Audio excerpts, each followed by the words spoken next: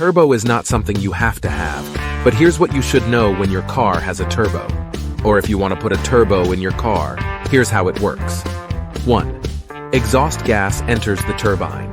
The turbocharger is connected to the engine's exhaust system, and exhaust gas flows into the turbine housing.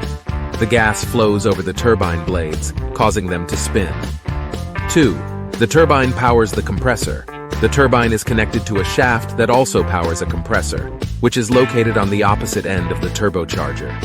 As the turbine spins, it rotates the compressor, which sucks in ambient air and compresses it before it enters the engine's intake system. 3. Compressed air enters the engine. The compressed air from the compressor is then forced into the engine's intake system, where it mixes with fuel and is ignited in the cylinders. Because compressed air has a higher oxygen content, more fuel can be burned, which generates more power. 4. Excess pressure is released.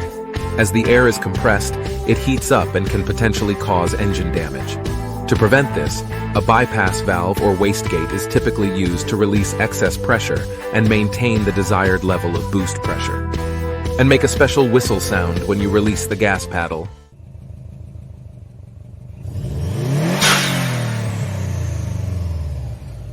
5. Improved performance. With a turbocharger, an engine can produce significantly more power than it would be able to without forced induction. This can lead to improved acceleration, higher top speeds, and increased towing or hauling capacity, depending on the application.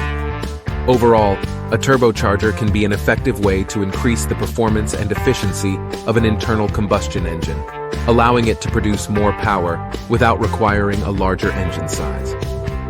Thank you for watching. If you like this video, please give us a like and please follow our channel.